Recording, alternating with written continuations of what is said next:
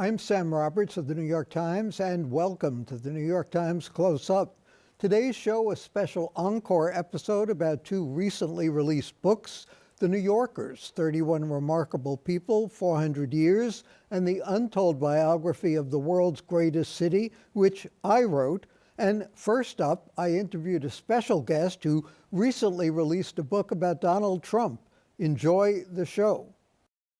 Today's guest takes a long look at Donald Trump, digging deep into his New York years as a real estate mogul, his long relationship with the media, painting a riveting picture of the man who would be one day, improbably, the president.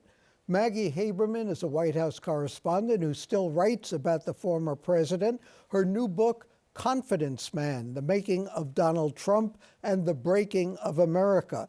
Maggie, welcome, and thank you for joining us. Sean Willits in the Washington Post said that none of Donald Trump would have been possible but for a social, cultural, political, media, and moral breakdown that overtook New York beginning in the 1970s. Now, depending on your point of view, do New Yorkers really deserve the blame or credit for Donald Trump? I think, Sam, first of all, thanks for having me. And it's great to be here with you. But 100%, yes, this is the milieu from which he hails. He excelled at capitalizing on other people's misery. His rise came during the 1970s when New York City, as you know well, was on the brink of fiscal disaster. And he used that to his advantage to get projects that were advantageous to him, less advantageous to the state and the city in terms of giveaways, according to the critics of them. And he, brick by brick, using the New York media, built this artifice about himself as a tycoon, commensurate with sort of older New York real estate folks who just did not view him that way. But outside of New York City, because he was getting so much press, he was seen as something he just wasn't. He was seen as synonymous with wealth and success. And so simultaneously in New York, he was absorbing New York's racial tribal politics. He was absorbing lessons about its machine boss party politics. And he ultimately exported all of that to Washington once he finally ran for office and won. How did we let him get away with that, or was it mutually beneficial? At this point, for all of his myth making about the size of his wealth and the size of his success and his actual profile and portfolio, there is significance to him now in a way there wasn't before, because now he has a significant chunk of the Republican Party behind him, and if not behind him, afraid of him. And so those are real keys that didn't exist previously, number one. But number two, in terms of letting him get away with it, I think that there were a number of people in the media, in investigative capacities, in politics, who in society, who let him get, wealthy society, who let him, enabled him over the course of a really long period of time. One of the things that I track in the book is how long he has been honing this playbook of cultivating prosecutors and trying to sort of have these private discussions with them and trying to charm them and woo them. The first time he was investigated by a prosecutor, now the DOJ sued his company in 1973, but in the late 70s, he was investigated by Ed Corman, who then was the Brooklyn federal prosecutor. That was the first time that he faces that kind of investigation.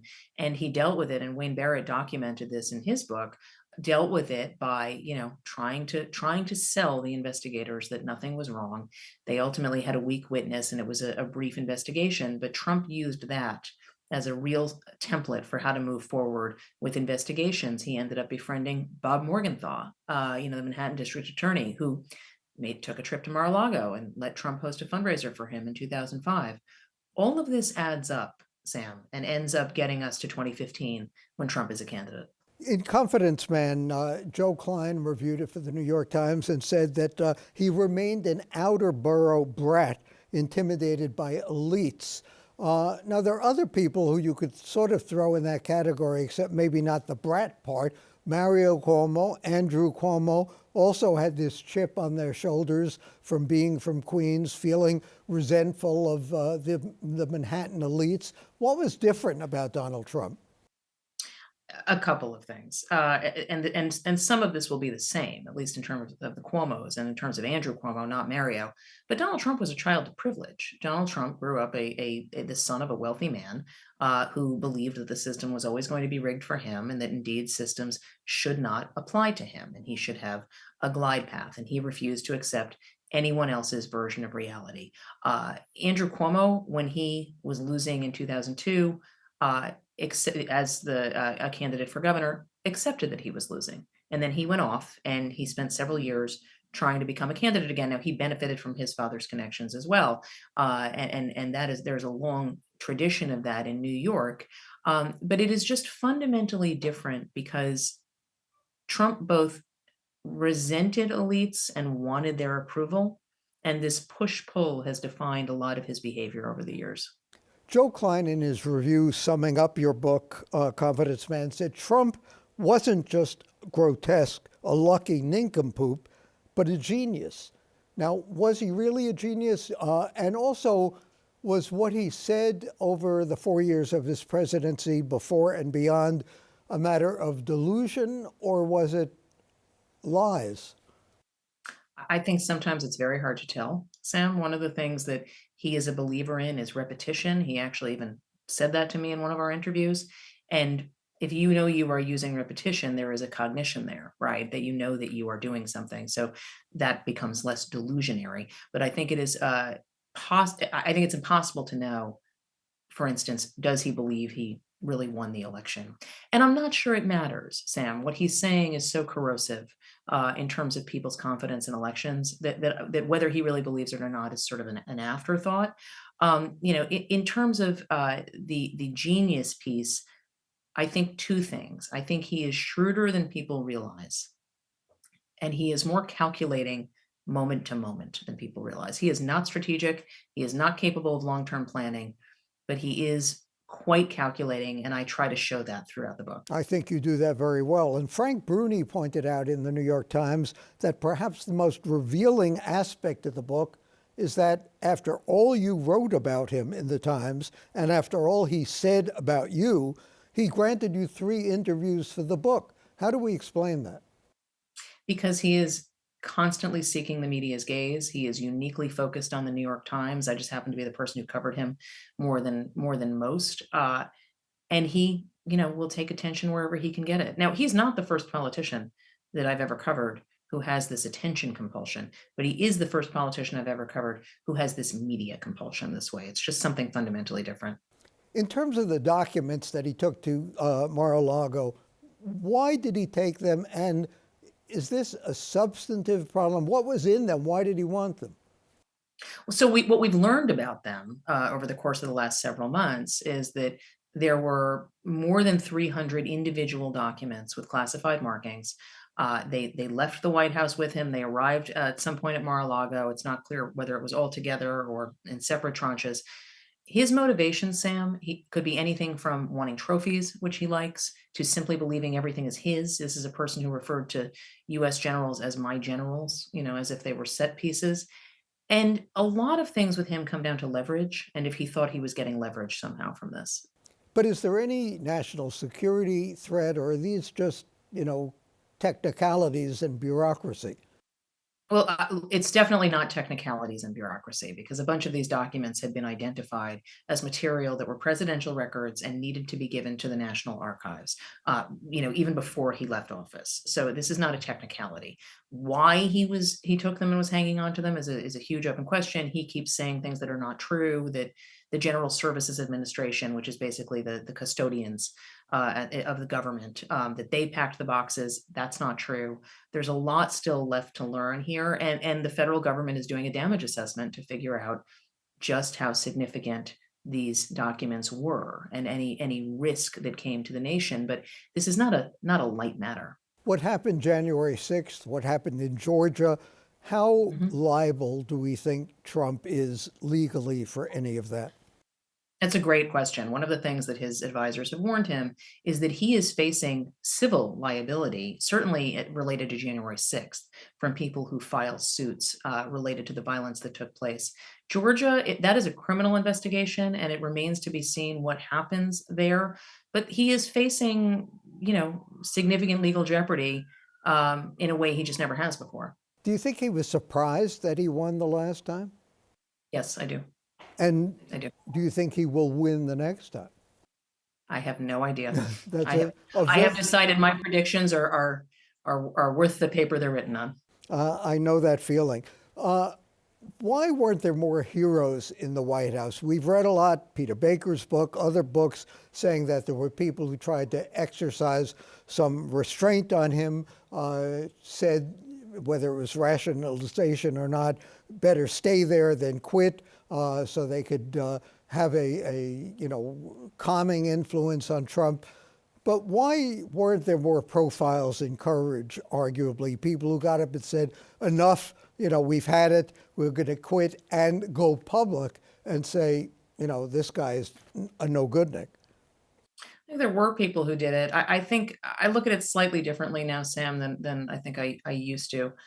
I think that the people who were there did stop a lot of things. I think John Kelly in particular stopped a lot of things.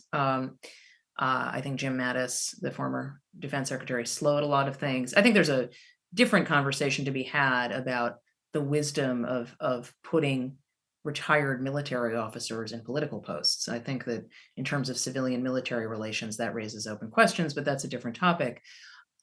I don't know what difference people think it would have made. He was elected by the public, and it's become pretty clear over time that there is a significant chunk of the electorate that is not going to believe anything that they hear about him. So I don't know what difference it would have made unless the entire government decided to stop working, or if people were willing to invoke the 25th Amendment, which, Mark Esper, the former, the final Senate confirmed defense secretary, wrote in his own book that, he never thought that Trump met that bar, for what the 25th Amendment actually is. The 25th Amendment doesn't exist for person, making policy that people think is crazy or behaving in erratic ways. It's a real incapacity that it applies to. So there is no mechanism for dealing with any of this. And I think people throwing up their hands wasn't the answer, because what we saw, Sam, in the final year with 2020 and the staff that he had there, it really did matter that there were other people there stopping things.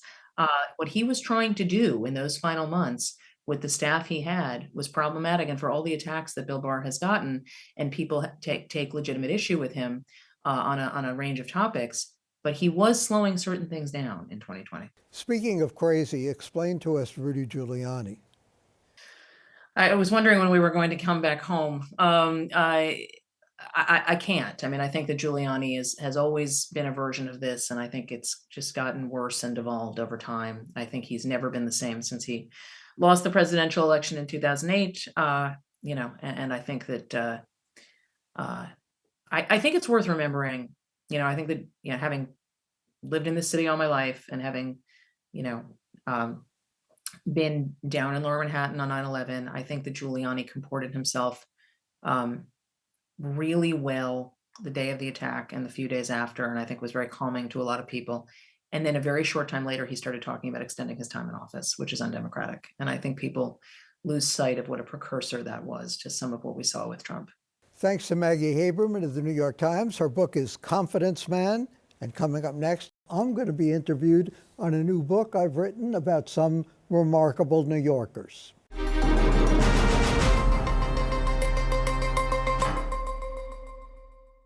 Welcome back to the New York Times Close-Up. I've written a new book called The New Yorkers, 31 Remarkable People, 400 Years, and the Untold Biography of the World's Greatest City.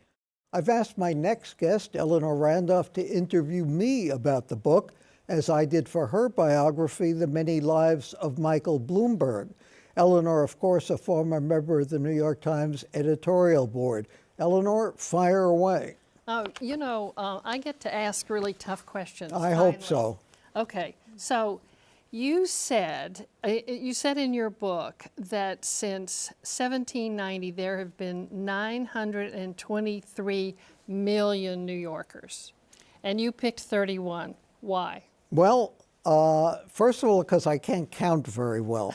I did a book, History of New York in 27 Buildings, and I really was supposed to do 25, and I miscounted. 31, obviously, New Yorkers in this book, an arbitrary number.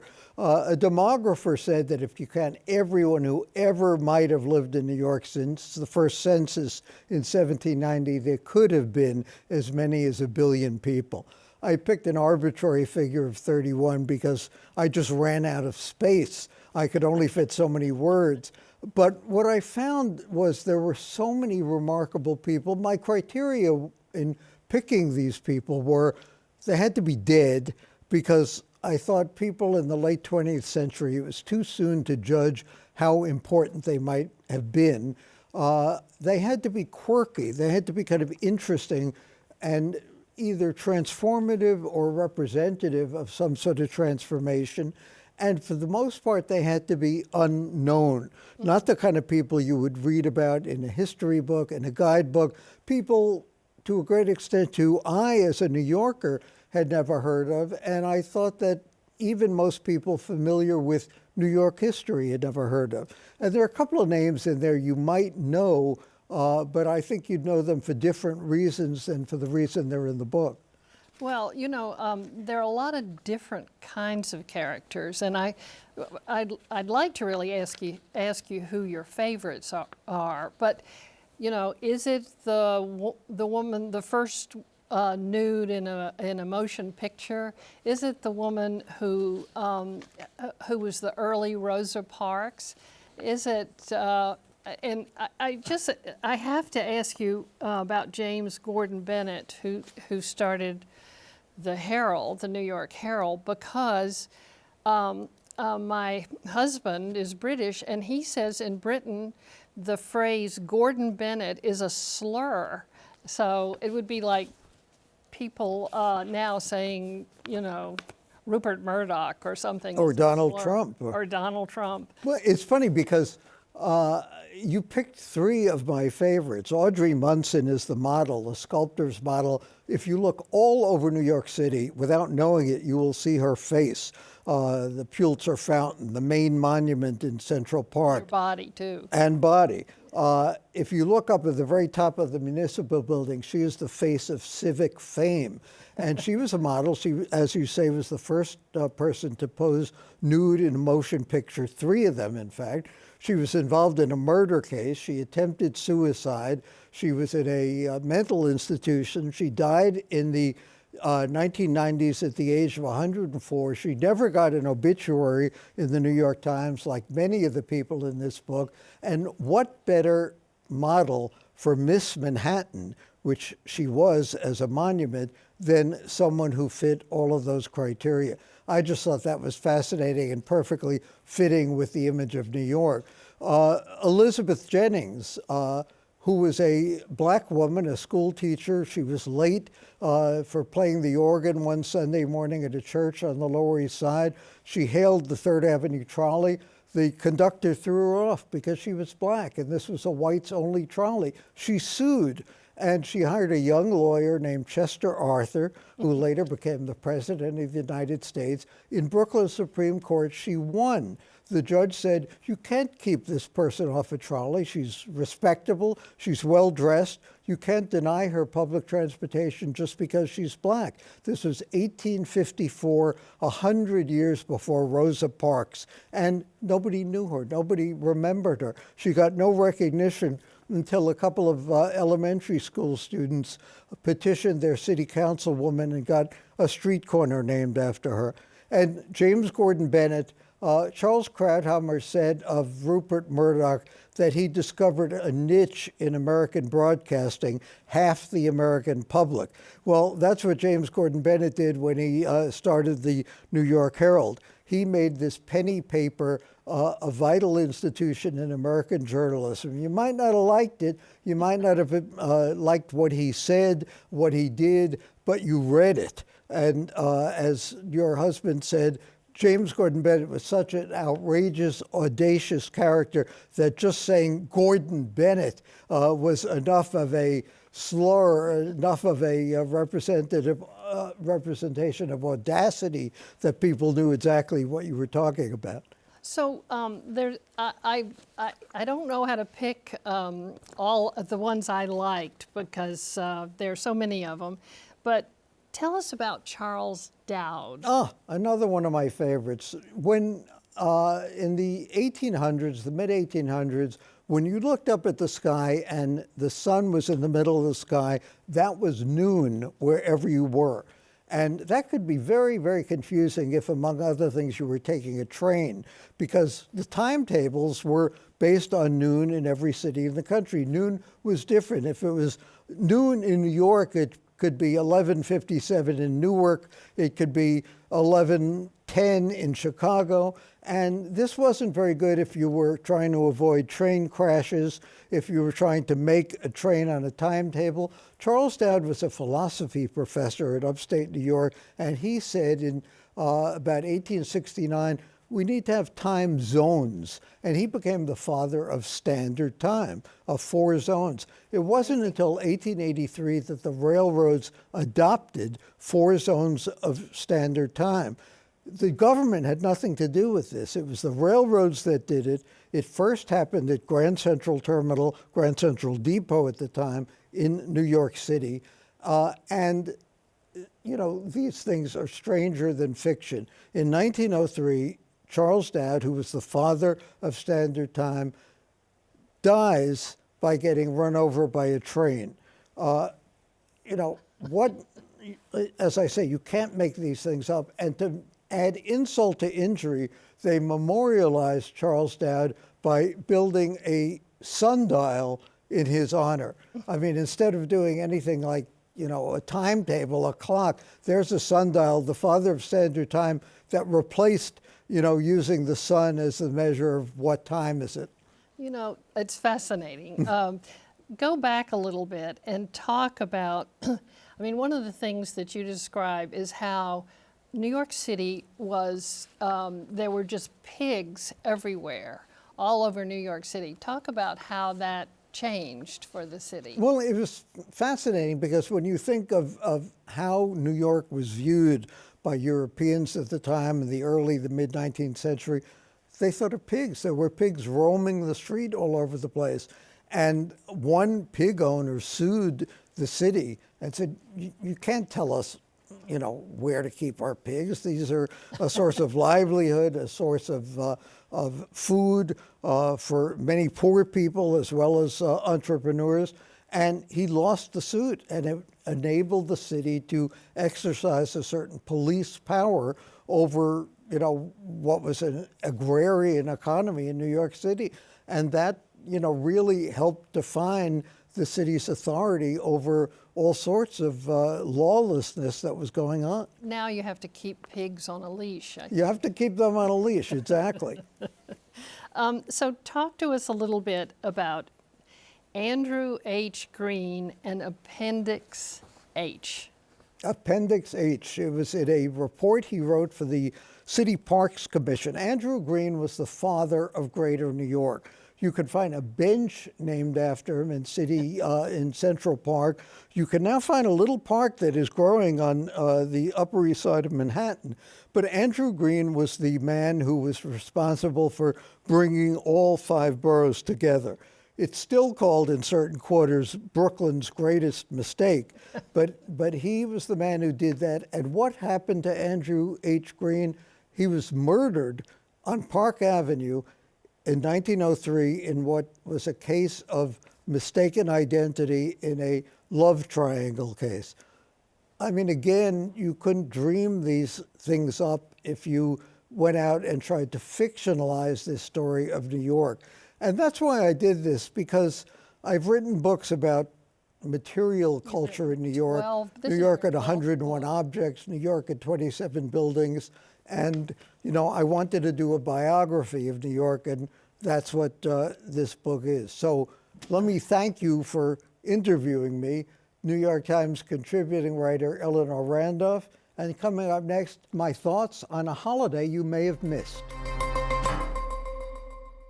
In case you missed it, Friday, November 25th was Evacuation Day. It was New York's biggest holiday in the 19th century, bigger than the 4th of July. but it hasn't been celebrated with mayoral sanction since 1916. Evacuation Day marked the belated departure of British troops from New York in 1783. That was after 7 years of brutal occupation and 2 years after Lord Cornwallis surrendered at Yorktown. Firing the last shot of the war, the Royal Navy spitefully flung a cannonball at jeering New Yorkers on Staten Island, but it fell harmlessly in the harbor. The British perpetrated one further act of defiance. They fastened the Union Jack to a flagpole in Bowling Green, then mischievously greased the flagpole. But John Van Arsdale, an American former prisoner of war, finally managed to climb to the top and replace the Union Jack with the Stars and Stripes. Oddly enough, November 25th became famous not as Emancipation Day, which arguably it was for New Yorkers, but as Evacuation Day, which it almost certainly was for the British. By the early 20th century, Thanksgiving had overtaken Evacuation Day as the premier autumnal rite. And by World War I, the earlier anti-British fervor, stoked by Irish immigrants, had largely subsided. Anyway, why was it named Evacuation Day from the British point of view instead of Emancipation Day from the American perspective? The historian Kevin Baker put it this way: Evacuation Day, he said, is what results when bad names happen to perfectly good holidays.